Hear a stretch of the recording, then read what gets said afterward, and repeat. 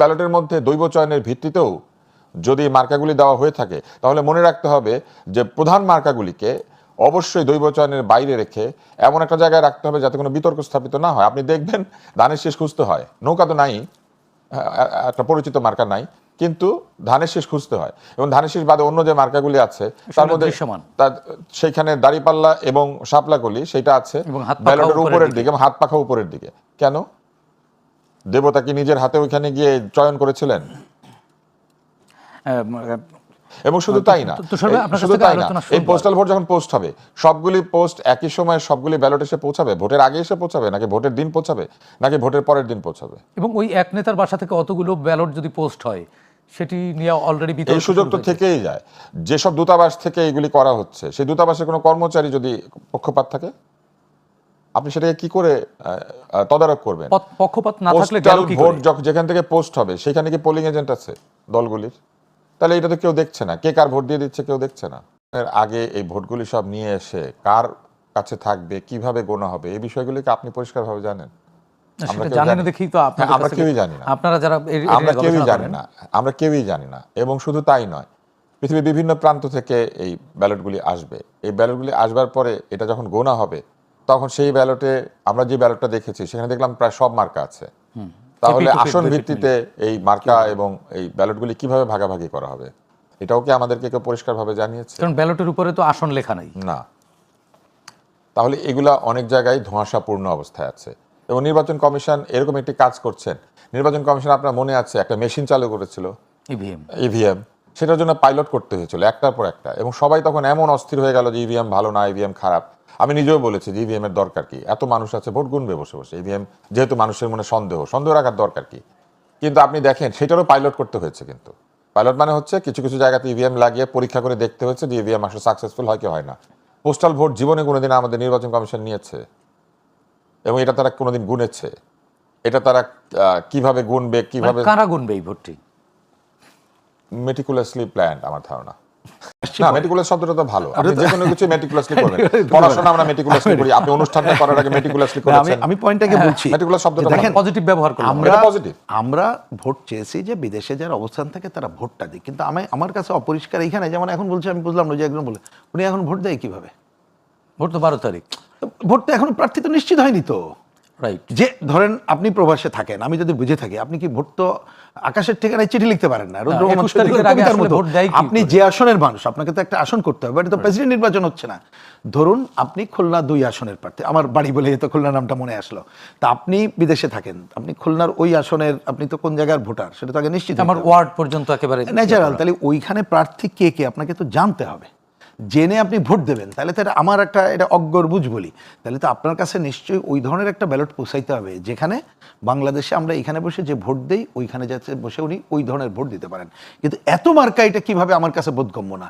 তারপরে সবচেয়ে গুরুত্বপূর্ণ যে প্রশ্ন, যে আমরা অতীতে যেটা করি নাই সেইটা এরকম হুটহাট করে এটা তো করার প্রশ্ন তো থাকে না। নিশ্চিত না হওয়ার আগেই 15 লক্ষ ভোট কাস্ট হয়ে গেল। এটা তো এর কোনো বৈধতা আছে আমি তো বুঝি না। বা ধরেন আমরা মার্কা দিয়ে ভোট কাস্ট হচ্ছে না, এটা হবে কি? এখন প্রার্থী মার্কা কিভাবে হবে? আমরা ধরেন ওই প্রতীকের প্রার্থীতা বাতিল হয়ে গেল, তাহলে তো এটা আপনি কি এরকম, তাহলে এটা কি বলে ওই যে সংখ্যানুপাতিক পদ্ধতি হলে নয় হইতো যে দলের উপরে আমি মার্কা ভোট দিলাম। তুষার ভাই, ওই আসলে ওই প্রতীকের প্রার্থীতা বাতিল আমরা মনে করি, আমি নির্বাচন কমিশনকে এই সুযোগে বলবো, আমি নির্বাচন কমিশনকে বলবো। আর ওই যে ওটাও বললেন গুরুত্বপূর্ণ, কারণ এটা তো আমরা এখানে যেমন আমরা আমাদের পার্টি বামপন্থীরা পরিষ্কার বলেছি গণভোট অপ্রয়োজন। অ্যাকচুয়ালি তার আইনগত ভিত্তিও নাই।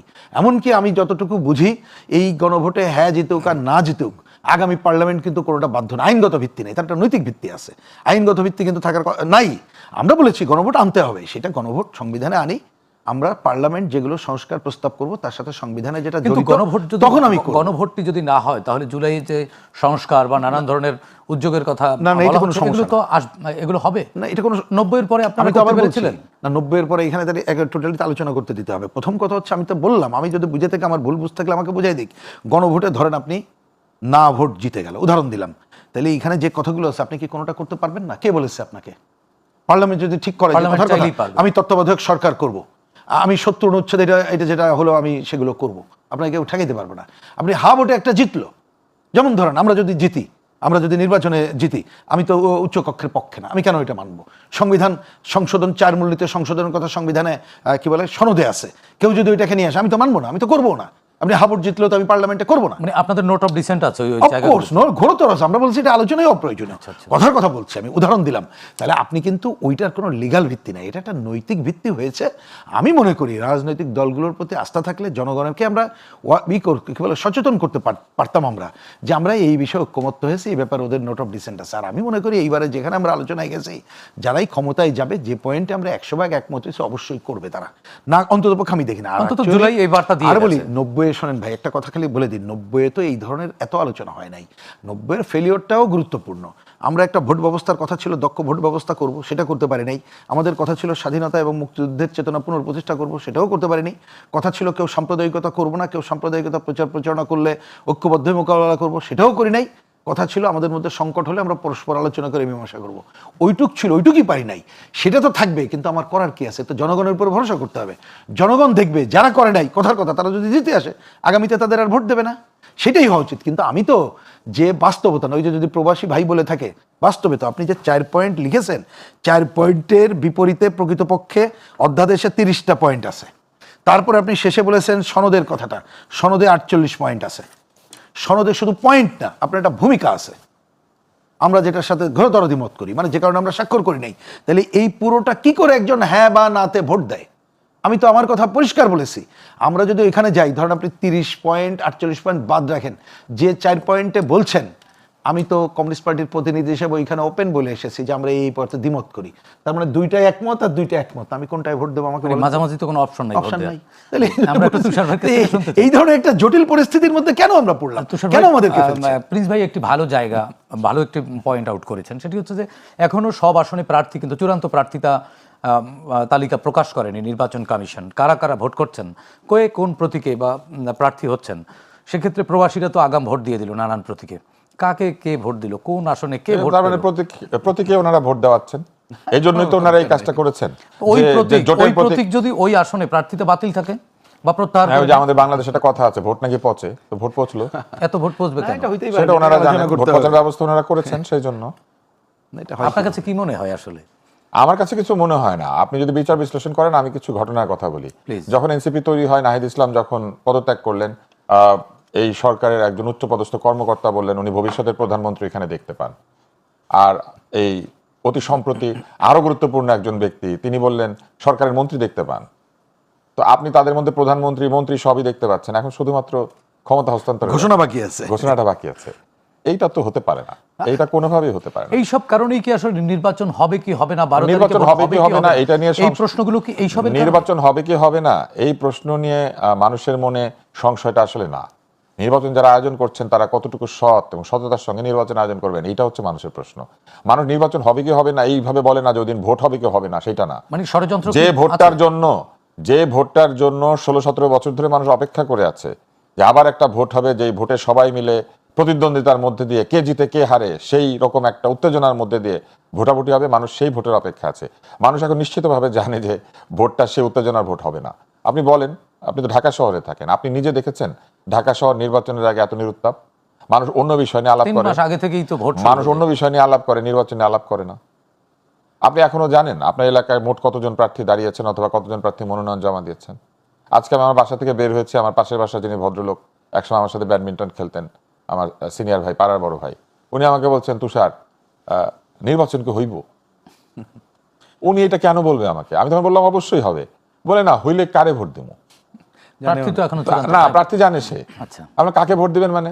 বলে যে প্রার্থী তো আমার পছন্দ নাই।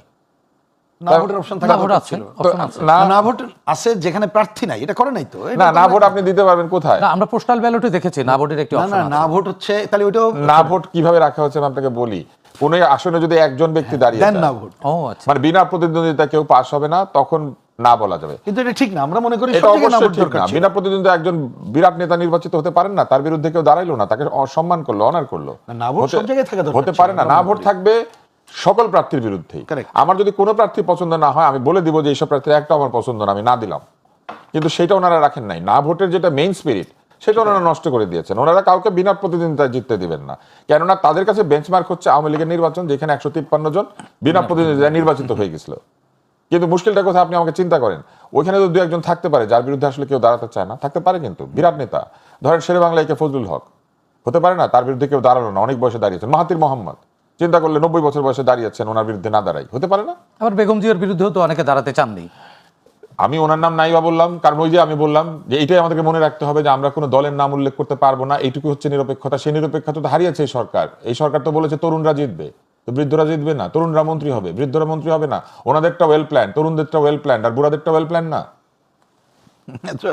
তাহলে করছিটা কি রাজনীতি? তাহলে বুড়ারা যে মানে টু বি ভেরি ফ্র্যাঙ্ক, বুড়ারা যে একসাথে বসে সংস্কার করলো, বুড়াদের সংস্কার ঠিক আছে? ল্যাঙ্গুয়েজটা আমি ইচ্ছা করে এইভাবে বললাম। এটাই তো সেই ভাষা, যেই ভাষা গত 15 মাস ধরে আমরা শুনছি। ওই ভাষা আমার মুখে আপনি শুনতে রাজি হবেন? ওই ভাষা ওয়েল প্ল্যান?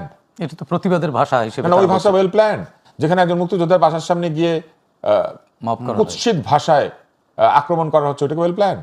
একবারও শুনেছেন আপনি মুখে কখনো বলতে যে এই ভাষা চাই না? ওয়েল প্ল্যানের সঙ্গে সঙ্গে কি এরকম ডাস্টবিনের ভাষা আসে? যে ভাষা ডাস্টবিনের সামনে মানুষ বলতে গেলেন মুখ চাপা তো দেয়, নাকও চাপা দেয়। তো সবাই আপনার কাছ থেকে আরো শুনবো। তো সেই ভাষা যারা চালু করেছে তারা মন্ত্রী হবে, মনে করেন শিক্ষামন্ত্রী হবে। ওই ষড়যন্ত্র আছে। বহিঃশক্তি কখনোই অভ্যন্তরীণ লোকজনের সাথে আতাত ছাড়া ষড়যন্ত্র করতে পারে না। কারণ বহিঃশক্তি আসলে তো আপনি চেহারা দেখলে চিনতে পারবেন, হয় তার চেহারা সাদা হবে, নাহলে তার চেহারা হলুদ হবে, না হয় তার চেহারা কালো হবে। আমাদের মতো চেহারা তো বহিঃশক্তির হয় না, আমরা তো মিক্সড।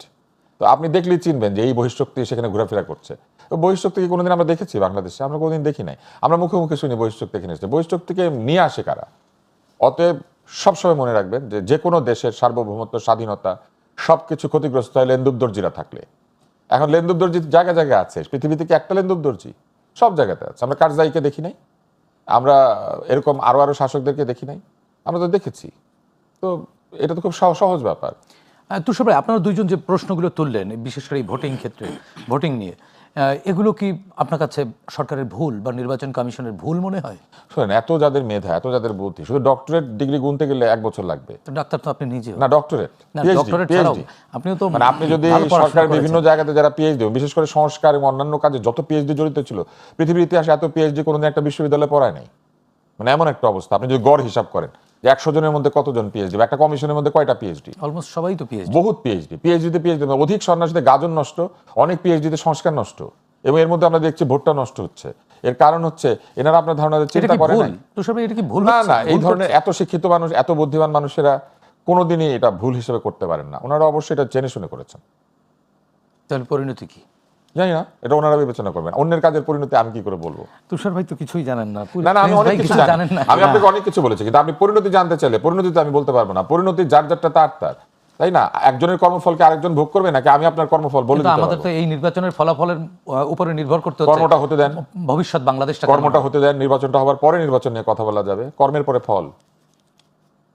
প্রিন্স ভাই, না, আমি যেটা বুঝি, নিশ্চয়ই যারা এটা করছে, এটা কি ভুল হচ্ছে? না, এটা ভুল করে করছেন, নট দ্যাট, তারা তো বুঝে শুনে করছেন।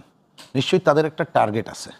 তা আমার কথা হচ্ছে, এই যে পোস্টাল ব্যালট বা যতটুকু আমরা এখন আলোচনা করলাম, যদি আমরা ধরে নিই যে তাদের উদ্দেশ্য খুব ভালো, কিন্তু এই যুক্তির কথা শুধু আমরা না, এই আলোচনা কিন্তু অলরেডি অন্যরা করছে আরও বেশিভাবে, তাহলে তারা যদি আমরা দেখি কালকে মানে স্পিরিট হিসাবে বলছি, দ্রুত আলোচনা করে এর বিকল্প পথ গ্রহণ না করে, তাহলে তো আমাদের বুঝতে হবে এটা বিশেষ উদ্দেশ্য প্রণোদিত। আর বিশেষ উদ্দেশ্য প্রণোদিত মানে এটা ইতিবাচকভাবে বলার কোনো কারণ থাকে না। আমি আশা করব নির্বাচন কমিশন, কারণ আমি মূল তীরটা নির্বাচন কমিশনের দিকেই খাড়া করতে চাই, দায় দায়িত্ব তাদের গ্রহণ করতে হবে, এটা মনে রাখতে হবে। এবং নিশ্চয়ই এই সরকার যে কাজগুলো করছে, তাহলে এটা তো আমি তো আজকে এটা পরিষ্কার করে বলি যে আমাদের প্রফেসর মোহাম্মদ ইউনূস সাহেব যে বক্তৃতা করছেন বা যা বলছেন, তাতে করে তো নিরপেক্ষ, যেমন আমি অনেক দিন ধরে বলে আসছিলাম যে উনি নিরপেক্ষ করে নিজেকে প্রশ্ন করুক, কারণ আমরা জটিলতা এড়াইতে চেয়েছি। কারণ আমরা চাই যে সবাই মিলে, ধরেন সব দল বলছে না, শুধু আমরা একটা বললাম, অনেক সময় সেইটা না বলার জন্য ওই পয়েন্ট বলেছি। কিন্তু এইটা যদি থাকে, তাহলে তো উনি নির্বাচনকালীন নির্দলীয় নিরপেক্ষ যে তদারকি সরকারের কথা বলছে, সেটাই তো উনি দায়িত্ব পালন করতে পারছেন না। তা সেই রকম একটা পর্যায় থেকে যদি 12 তারিখের নির্বাচন উনি অনুষ্ঠিত করেন, তার আগে যদি এই সংকটগুলো দূর না করেন, তাহলে এটা তো কোনো কি, আপনি কি পৃথিবীর ইতিহাস, অন্যান্য পর্যবেক্ষক অনেক কথা বলা হচ্ছে, এটা বাদ দেন, বাংলাদেশের মানুষ কি গ্রহণ করবে নাকি? তো এইটা গ্রহণ না করলে তো দেশ একটা সংকটে পড়বে। তো এখন কি তাহলে এই কথাই বলতে হয় যে ওই যে 2006-7 সালের দিকে 8 সালে এসে যখন নানা ধরনের পরিকল্পনা ছিল যে বিরাজনীতিকরণ বা দেশকে একটা সংকটে ফেলে দেওয়া, যাতে করে মানে দেশীয় এবং বিদেশি যারা ক্রীড়ানক আছে তারা বিশেষ আধিপত্য বিস্তার করতে চায় বাংলাদেশে, এবং আপনি জানেন ভূ রাজনীতিকরণে বাংলাদেশ একটা বিশেষ অবস্থানে আছে। আর আজকে এককেন্দ্রিক বিশ্বে আমেরিকা তার ভূমিকাগুলো দেখছি। এই সাউথ এশিয়াতে তাদের যে প্ল্যান সেটা কিন্তু তারা অলরেডি বলেছে, এবং আমেরিকান যে রাষ্ট্রদূত এইখানে আসবে তিনি ওই সিনেটের সামনে কি কি সাক্ষ্য দিয়েছেন, তিনি এই অঞ্চলে আমেরিকান প্রভাব বিস্তার করতে গেলে, ডলারের প্রভাব বিস্তার করতে গেলে, এখানে অন্যর প্রভাব খর্ব করার জন্য কি কি করতে চায়। তার মানে এইটা একটা যে ভিন্ন প্ল্যান, সেই প্ল্যানের মধ্যে বাংলাদেশে আমরা যে জনগণ তার স্বার্থে যে গণতন্ত্রের যাত্রা করতে চাই, তা সেটা তো ব্যাহত হবে। তা ন্যূনতম যারা, যদি দেশপ্রেমিকের কথা বলা হয়, যদি বাংলাদেশের মানুষ এবং দেশের স্বার্থের কথা বলা হয়, তাহলে এখনো সময় আমি বলবো আছে। এই যে 1 মাসের মতো যে সময়, 1 মাসও তো নাই আসলে, 1 মাসের কম। 1 মাসের কম, কারণ আমাদের নির্বাচনের প্রচার প্রপাগান্ডা 10 25 দিন তারিখের বাকি মধ্যে আছে। বন্ধ একেবারে হয়ে tight যাবে। 25 দিন বাকি তাহলে আছে। এই সময়ে কোনোভাবেই এটা গ্রহণযোগ্য না। এখানে কিন্তু একটা গুরুত্বপূর্ণ আলোচনা, যেটাকে আমি খালি রিপিট করি, যেটা তুষার ভাই বলেছেন, এইটা অন্যতম গুরুত্বপূর্ণ, যেটা গতকাল আমরা বলেছি, হয়তো মিডিয়াতে সব আসে নাই, কারণ আমাদের প্রার্থীদের নিয়ে আমি গণশুনানির প্রথম দিন ছিলাম।